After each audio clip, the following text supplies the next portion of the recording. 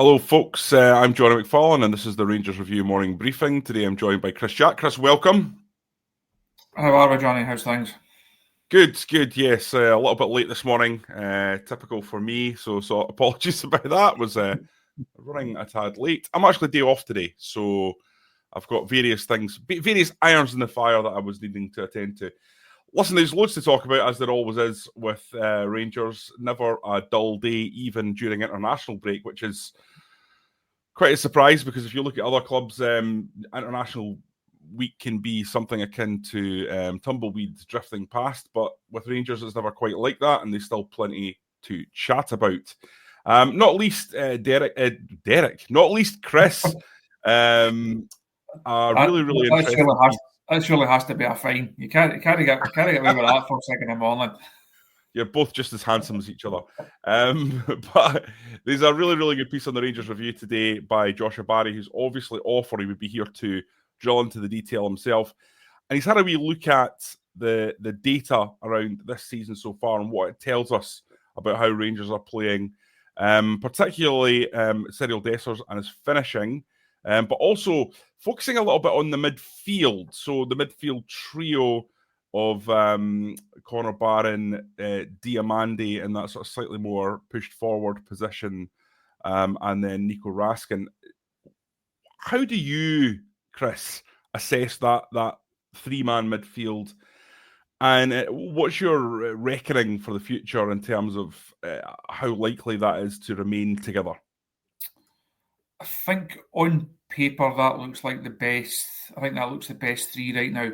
Certainly with Tom Lawrence also been injured. Josh actually touches on Lawrence in that piece on the site this morning, and I think he's perhaps been one of the, not quite a surprise package, but he has been one of the more influential attacking threats for Rangers. I know he's not exactly a firm favourite with a lot of the fans. I think there was a feeling over the summer that he could have potentially moved on, and it wouldn't have been a massive surprise or a huge loss. I think if he had moved on, having stayed at the club, he's played in a number of big games. Clearly, someone that the manager likes, and he does create chances. But more importantly, he does score goals. I think it's 5 that he's got already, 4 of them in the league, or 3 in the league off the top of my head. And he does offer a threat. That number 10 area, we spoke a lot about that over the course of the summer. Obviously, Todd Cantwell left the club, moved on, left Rangers with a hole to fill in there. Bayrami came in. And I think there was a lot of excitement amongst the fans about can Bayrami go and be that starting number 10, Tom Lawrence as your backup. For one reason or the other, that's not the way that a number of weeks unfolded. Obviously, have issues on the left-hand side. No Cortez, no Rabbi Matondo. That has forced Bayrami to play from that side. That gave Tom Lawrence the chance to play at 10. Right now, with Lawrence not there, Diamandi has come in and been in that 10 role. Overall, not overly convinced with Diamandi this season. I don't think he's had a great start. I think you're right to be asking a bit more of a guy who came in. It was talked up when he came in with a good profile. Rangers invested a lot of money in him, or a relatively large amount of money in him for roughly where Rangers are in the transfer market. And I think they're just looking for a wee bit more. I'm not really sure what his best role in this team is yet. I think Josh's piece outlines that you're just looking for a bit more, certainly in terms of an attacking influence when he plays as the 10. Could he drop back to play probably as the number 8? I think he could, but where does that then leave the partnership of Barron and Raskin, which has looked impressive? So ideally, I think you want Bayrami at 10. You want Diamandi in the team, but that then comes at a cost. Now, I dare say it's a nice problem to have, but once everyone is fit, once everyone's available, what is the actual ideal makeup of that midfield? And that's before we get to, could we go back into the transfer market in January and potentially strengthen that area of the pitch once again? So I think there's quite there's quite a lot of issues there for Clement to solve. But unlike a lot of the ones that he's got to solve, this is actually a good one. He does have good players that I think the fans do like, and that there's definitely something in. It's just what is the right combination in there. You mentioned Tom Lawrence, Chris. Obviously, he's out of contract at the end of the season. Do you look at him and think there's someone that Rangers should be talking to? Or is it a case of playing the waiting game and just seeing how he responds across the whole season? For me, Tom Lawrence has just not been fit enough. And I think while he offers that ability to unlock doors, given he's got that 30-yard dig on him that no one else really has in the team or in the squad, for me, he's a player that you use until the end of the season and then say, right, thanks for your service. We're going to move on somewhere else, because he's not on low wages either. No, and I think the wages thing will come into it. You look at, it's interesting. The manager spoke a lot towards the end of last season. There's a number of the guys been out of contract, and he spoke about why Rangers cannot afford to be in this situation. Now, Lawrence is different to some of them because he's not a real sellable asset. He's not one that you look at player trading wise. There's going to be a huge profit, and so I think they could afford to play the waiting game on it. They could afford to wait and see what other offers he gets, see what he's willing to play for. If they can convince him to take a large enough cut, you can maybe keep him as a squad player. But I'm not convinced that going forward there's a long term Rangers future for him. It's just not quite worked out. I think he started really well, and I remember when he first came in, a couple of goals in his first a few weeks at the club. Also picked up that injury that then ruins so many months. Come back, it was a bit stop-start after that. As I mentioned earlier on, I think the manager does like him. He has put his trust in him in certain games, but for me, he's not a guy that you'd play in the biggest of games. Now, going to Pittodrie, would you start him? Certainly against Celtic, where that be at Parkhead, or in the game Ibrox coming up, if he's fit, would you start him there? Probably not. I don't think he offers enough. And at his profile, of his age, of his potential wage, do you look at all that and say, like, Rangers could utilise that money and that squad space better? And I think they probably could. So I would be surprised if he's still a Rangers player this time next season. Yeah, I agree with you. Let's have a look at the comments. James Skeen says that midfield three probably has more energy but not much goal threat. I think that's a very, very fair point. Neil Jameson says Diamandi isn't a number 10, better with Hadji. Again, it's coming back to those square pegs in round holes, or round holes in square pegs, whatever that analogy is, and Rangers using people in positions whereby they're maybe not naturally suited. You look at Hadji on the bench there, a Romanian international who was excellent at the Euros, who's been a high performer for Rangers in the past. I think in the season when the club won the title under Steven Gerrard, Hadji had something like 25 goal contributions. I mean, that's the kind of numbers that just we've not seen for a few years from a Rangers attacker. So while I'm not saying that Yanis Hadji is a world beater or is a guy who's going to change the course of the title race with Rangers 9 points behind, you do wonder if he would just be a better option there if you're going to play the system with a number 10. But that's one for the manager to answer, I think, really. And he's kind of made it quite clear that perhaps he sees other players as better fits in there so far. Douglas Anderson, interesting point. Lawrence, Dessers and Tav out the door in January, and bringing in replacements would be a great window. I don't think Lawrence is going anywhere. I think Dessers still has sellable value, but I can't see, given the amount he's been used, why Rangers would sell him on, although I think they absolutely should if they were able to. And James Tavernier, well, I mean, that's an interesting one. And I suppose we'll just have to see where that goes. Clearly, a decision was made in the summer that Tavernier wanted to remain, because there were offers. There was offers from Turkey. There was interest from other places.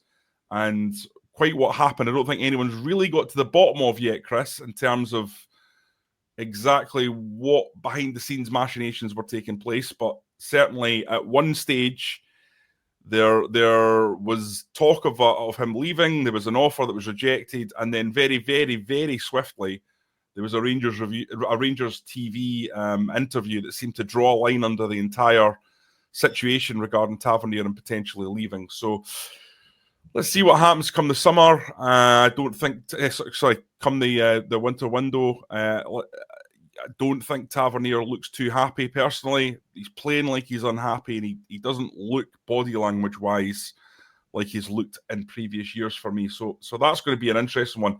But away from Tav and just on to Dessers, because that's another core part of Josh's article this morning.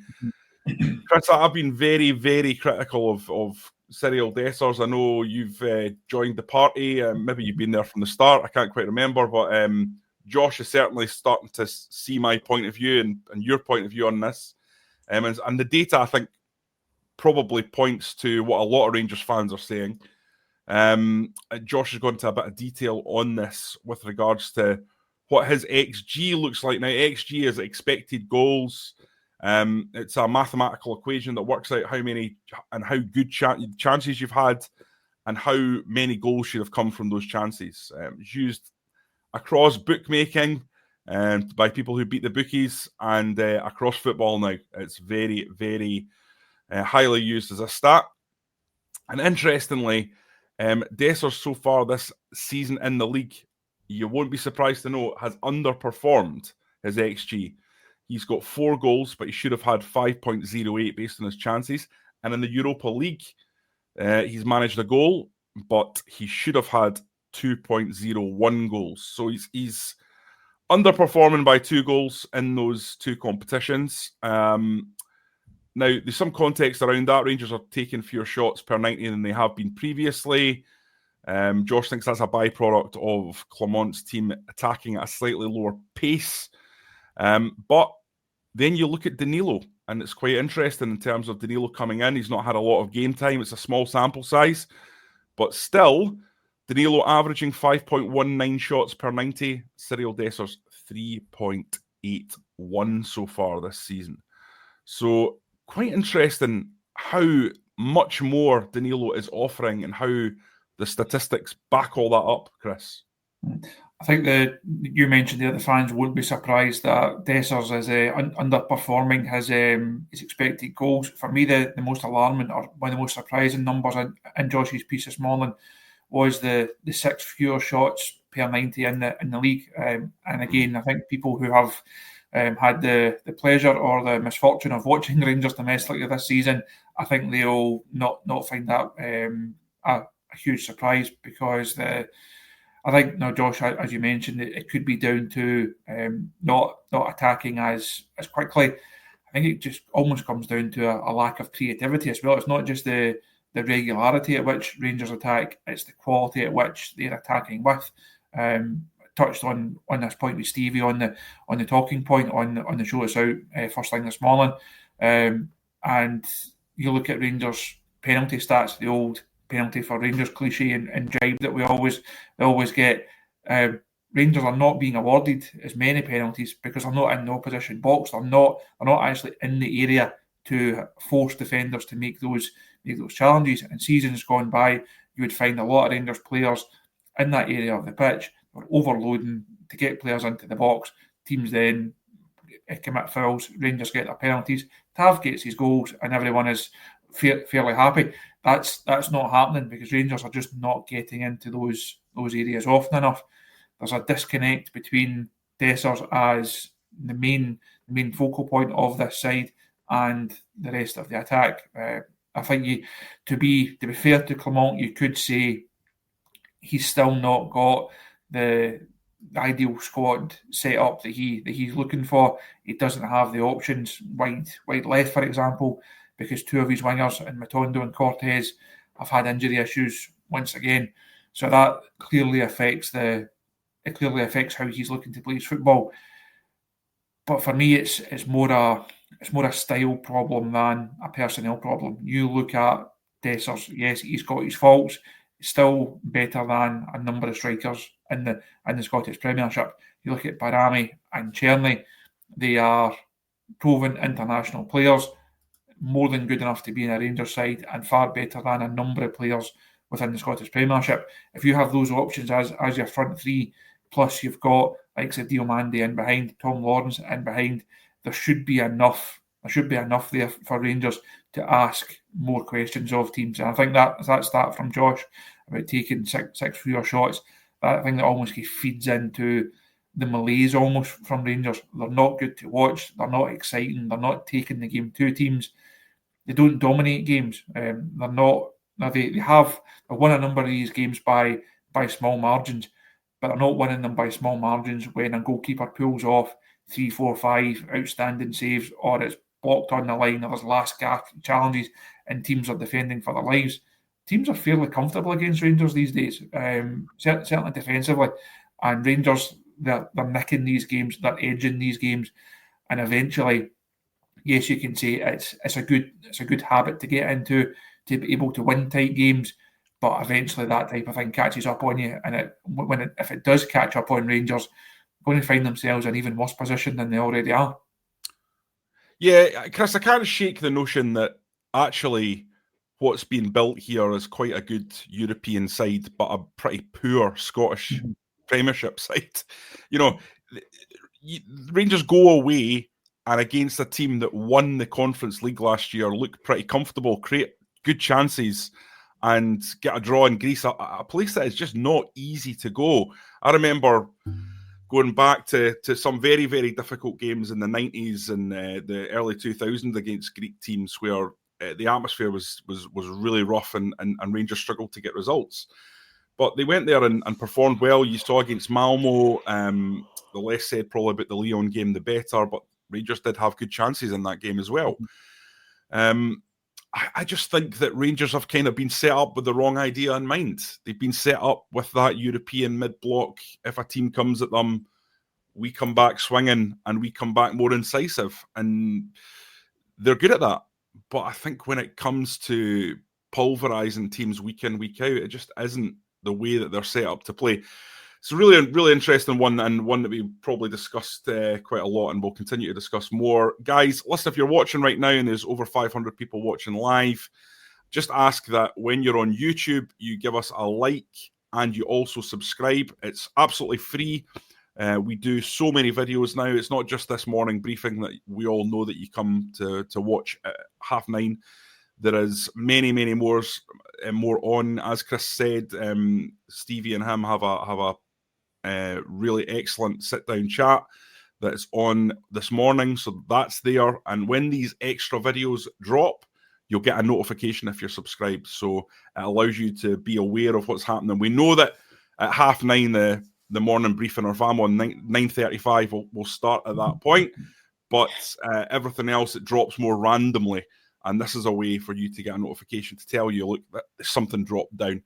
So definitely do that. It helps you and it helps us. Hit that subscribe button. And if you hit the like button as well, more people will be drawn to the videos, which is what we want. More people watching, the better.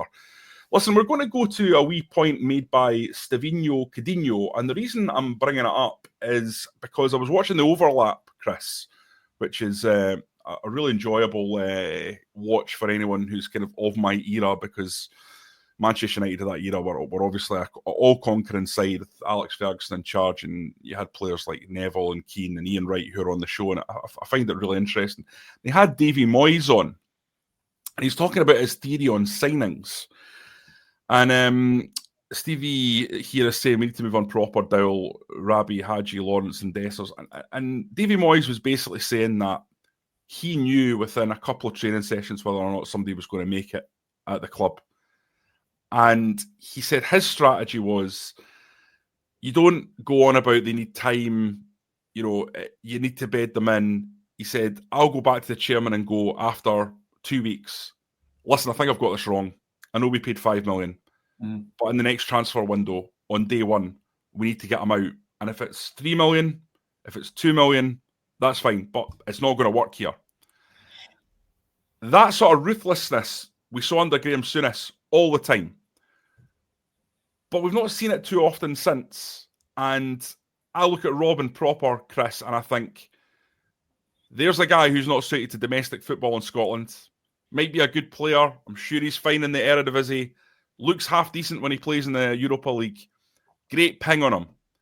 But against the likes of Kyle Vassell, this is not a guy that you're going to want to be manning the barricades. Mm-hmm. Would you cut losses like that? Would you be as ruthless as Davy Moyes suggests and just take big calls on players even though they've not had enough time? Right, that Moyes story, it feeds into one of the ones I think we probably spoke about at the time when Steven Gerrard came in, and when a new player came into Liverpool, first couple of training sessions, he would fire passes at them with a bit of sling in them. If they controlled it and they were able to take a first touch and then play a pass or get a shot away, you almost earned his instant respect, and he thought you could be a player. If he fired that ball at you and it bounced off you and your second touch was a tackle, he formed an immediate impression of you and thought, "Nah, you're not going to do. You're not going to make it here." And I do think we do give players time to settle.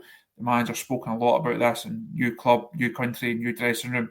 There's clearly factors, but I do think sometimes your first judgment can be right. And Stephen, there mentioned a number of the guys like Proper, Dowell, Matondo, Hadji Lawrence, and Dessers. Proper's the only one that's not been here for a long time. Obviously, the rest of them, I think opinions are very much well formed on them now. You're either going to love them or you're going to hate them. Out of that list, I don't think there's a number of them that the fans would say we really, really need to hold on to them. I think people would be happy to see Hadji, for example, stay. The rest of them, not convinced. There's a lot of love there for them. On Proper, I do have domestic concerns over him. Not convinced he's got the physicality or that robust approach that is going to be required in certain domestic games. Other domestic games, certainly Ibrox against perhaps lower level opposition, you would think he might be able to become a bit more accustomed to it and should be able to grow into it and should be able to improve. Some of the other fixtures on the calendar, I'm just not convinced that they're for him. And it sounds as if you make Scottish football out to be a kind of rough and ready backwater when you say you just need a centre half that's big, that's physical, that can dominate in there, that can win his challenges. But you do. That's just the style of the game here. Having centre halves who are cultured and are great on the ball, yes, it might help in certain situations. But you don't really need two of them. I think in John Souttar, Rangers have someone who fits that style. Alongside them, I would just like to see someone who's a bit more rough and ready. I think that's why Balogun has looked as impressive, because he is a bit more physical. He's a bit more robust than Proper is. If Leon Balogun was 5 years younger, it would be great. Unfortunately, it's not, he's not. Sorry, but I think it probably says quite a lot about how Proper has done so far, and the other centre half options there that Balogun signed as a stopgap is now. When people go and pick their team for Dundee United next week, a lot of people would say Balogun starts alongside John Souttar, and that probably says just where Proper is. Whether he's going to pay the price for that in January, I would be surprised. Certainly under this manager, if there's a change of manager at some stage heading into a transfer window, I think Robin Proper's Rangers future is certainly up for debate. Yeah, it's not that Robin Proper is a bad player. I'm sure that he is a very good player based on what he's achieved in his previous career. But some players just don't suit Scottish football. Mm-hmm. And Chris, I don't think you have to look too far for a player that's not necessarily brilliant on the ball, but defends well. In Cameron Carter-Vickers, most people would say he's the most effective centre-half in Scottish football, unfortunately for Rangers. But that's the case. And that's not a guy who waltzes out from the back and picks a pass out very often. You know, he's a guy that gives the ball cleanly and crisply to someone who's better on it than he is, but defends with his life. And it's the kind of player that Rangers need to put first and foremost in getting someone like that into the team. I'm totally aware that if you've got someone good on the ball from the back and is moving the ball quickly, it makes your attacks more penetrative. But sometimes in life, you've just got to get the basics right. And I don't think Rangers have got the basics right at the moment.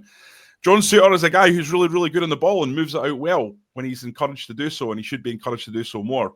He's got a big mistake in him, but if he didn't have a big mistake in him, he wouldn't be at Rangers. That's the scenario, because a centre half that's capable of doing all those things, defending well, moving out, these are expensive to get. But I think that the scouting in that area, it has to be more focused around muscularity, physicality, refusal to be bullied, grit, determination. These are things that I'm going to be looking for in a Rangers centre-half that I think have been lacking a little bit. You look back to the John Brown era, without sounding like an old git, John Brown wasn't a terrific football player. He was maybe a little bit underrated, to be fair. He could use the ball, but, first and foremost, he put his head where it hurts. And I think Rangers could do with at least one centre-half who does that on a regular basis. And I suppose the other thing is, if Clement was to make a ruthless decision, Chris, as head keeper has said, who's Clement going to go to and say, I've made a mistake, let's move this guy on quickly?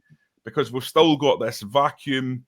Interestingly, had a wee question here, the sniper pointing it to me. Jonny, rumours of the Hibs CEO coming to Ibrox. Well, I'll tell you who'd be happy with that, sniper. Hibs fans, because he's not popular and they're at the bottom of the league, and I don't think that would be well received. He's done a very good job behind the scenes at Hibs with regards to the corporate numbers and renovating the stadium and putting more kind of boxes in and all these type of things, getting the commercial revenue up. But football-wise, it's been an absolute horror show, and appointment of managers has been really poor. So I think that one would be, if that's the case, I think the club would have a huge PR job on their hands with that one. Chris, I don't know what your feelings are.